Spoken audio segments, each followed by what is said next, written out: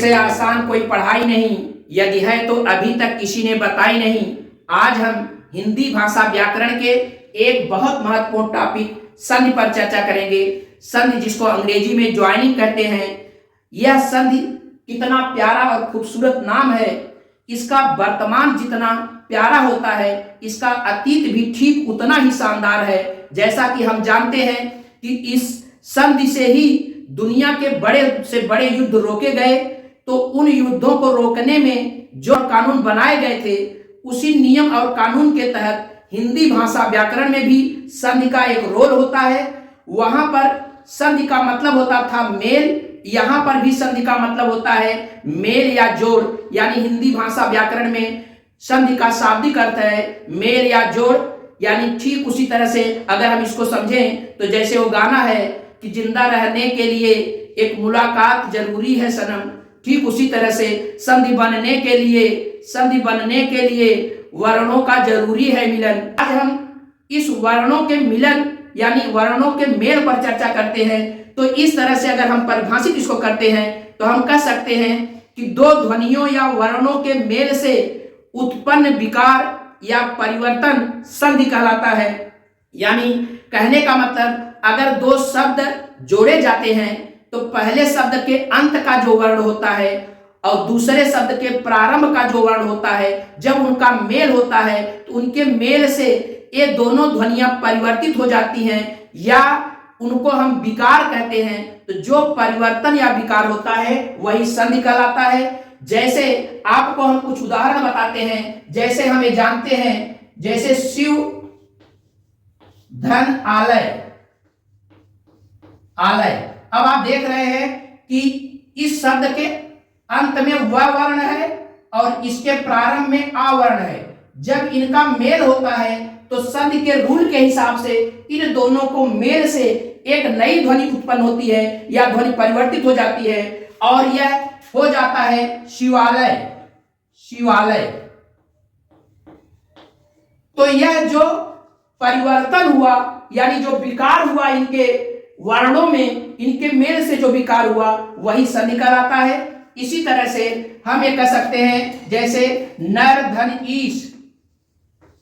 अब आप देख रहे हैं कि पहले शब्द के अंत में र वर्ण है और दूसरे शब्द के प्रारंभ में ई वर्ण है। अगर ये दोनों आपस में मिलते हैं तो एक नई ध्वनि उत्पन्न हो जाती है जिससे यह नरेश हो जाता है। तो ये जो नई ध्वनि या नया एक परिवर्तन हुआ, यानी ये कहने का मतलब ये जो आपका ये परिवर्तन उत्पन्न हुआ, विकार उत्पन्न हुआ, वही संधि कहलाता है। तो इस तरह से जैसे और भी उदाहरण अगर हम देखते हैं तो सत धन जन। आप जानते हैं कि इसमें एक त वर्ण है और यह ज वर्ण है। अगर इनको एक साथ मिलाते हैं तो हो जाता है सज्जन।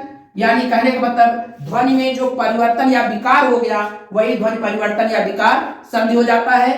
और संधि के भेद पर चर्चा करते हैं तो संधि एवं संधि के भेद की बात इस पूरे हम टॉपिक में करेंगे।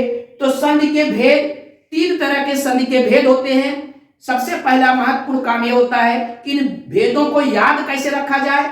इसके लिए याद रखने के लिए ही बड़ी बड़ी बेहतरीन ट्रिक होती हैं। और यहां पर हमने संधि के भेद को याद रखने के लिए एक ट्रिक निर्धारित की है, SBV, जिसका मतलब होता है, इसके मतलब पे आप मत जाइए, इसको शार्ट में ध्यान रखने के लिए, अपने जेहन बैठाने के लिए इसको सभी करके आप इसको दिमाग में अपने बैठा लीजिए। इस पहले यश का मतलब होता है स्वर यानी स्वर संधि और दूसरे बी का मतलब होता है व्यंजन संधि और तीसरे भी का मतलब होता है विसर्ग संधि। यानी कहने का मतलब इस संधि के तीन भेद होते हैं। एक होता है स्वर संधि, दूसरा होता है व्यंजन संधि, तीसरा होता है विसर्ग संधि। अब हमने आपको बताया कि जब ये संधियां बनती हैं, इनमें भी गणित की तरह गजब गजब के बड़े ही इंपॉर्टेंट नियम होते हैं।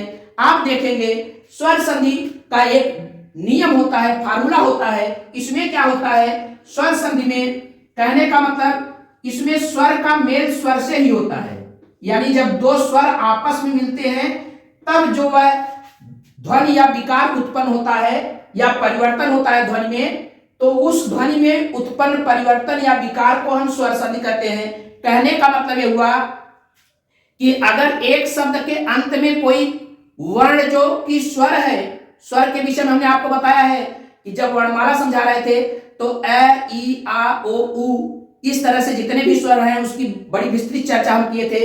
अगर किसी भी शब्द के अंत में अगर स्वर है और दूसरे शब्द के प्रारंभ में अगर स्वर है, यानी अगर इसमें स्वर है तो इसमें भी स्वर जरूरी है, तो स्वर का जब मेल स्वर से होता है तब जो उसमें उत्पन्न विकार होता है वह स्वर संधि कहलाती है। व्यंजन में यह क्या नियम होता है? व्यंजन का, इसके लिए जो सूत्र होता है गणित का, व्यंजन स्वर से भी मिल सकता है और व्यंजन व्यंजन से भी मिलता है, व्यंजन का मेल व्यंजन से भी होता है और स्वर का मेल व्यंजन से होता है। जब इस तरह के मेल होते हैं और उस मेल के बाद जो विकार या परिवर्तन उत्पन्न होता है उसको हम व्यंजन संधि कहते हैं। इसका मतलब इसमें क्या नियम होता है कि किसी भी शब्द के अंत में अगर व्यंजन है और प्रारंभ में दूसरे शब्द के स्वर है तो जब इनका मेल होगा तो वह स्वर व्यंजन संधि कहलाएगा। इसी तरह से अगर पहले शब्द के अंत में व्यंजन है, दूसरे में भी व्यंजन है प्रारंभ में, तो इनका जब मेल होगा तो व्यंजन संधि कहलाएगा। इसी तरह से पहले शब्द के अंतिम वर्ण अगर स्वर है और दूसरे शब्द का प्रारंभ व्यंजन से होता है तो इनका भी अगर आपस में मेल होगा तो व्यंजन संधि कहलाता है। इसी तरह से विसर्ग संधि का भी नियम होता है। विसर्ग की शर्त यह होती है कि इसका पहला पद विसर्ग होता है, यानी विसर्ग का मेल स्वर से होता है और विसर्ग का मेल व्यंजन से भी होता है। यानी इसका दो तरह का मेल होता है, विसर्ग स्वर से जुड़े या विसर्ग व्यंजन से जुड़े।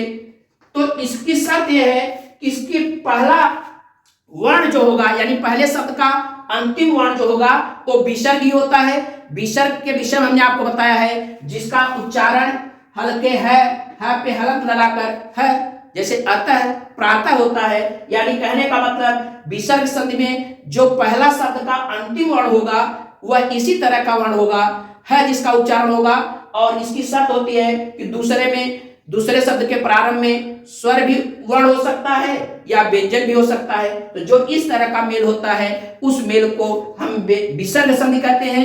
कहने का मतलब अगर पूरी तरह से इसको हम कंक्लूड करें तो हम ये समझ सकते हैं कि स्वर संधि में स्वर का मेल स्वर से होता है, यानी एक पहला वर्ण अगर स्वर है तो दूसरा भी वर्ण स्वर होना जरूरी है।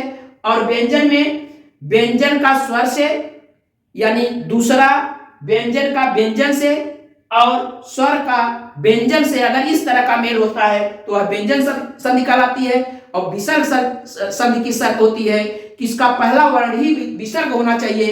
अतः जैसे लास्ट में अतः का मतलब हमने आपको बताया है, विसर्ग को ये हिंदी भाषा में बगल में दो बिंदी लगाकर प्रदर्शित करते हैं। इसका मतलब अगर किसी भी पहले शब्द के अंत में यह बिंदी लगी हुई है इसका मतलब वह विसर्ग समझेंगे आप। तो विसर्ग का मेल जब स्वर से हो या व्यंजन से हो तो वह विसर्ग संधि होती है। हम जब आपको इनके पूरे नियम बता लेंगे तो ये मेरा दावा है कि आप एक ही नजर से किसी भी शब्द को देखेंगे तो बड़े ही आसानी से बता लेंगे कि उसमें कौन सी संधि है।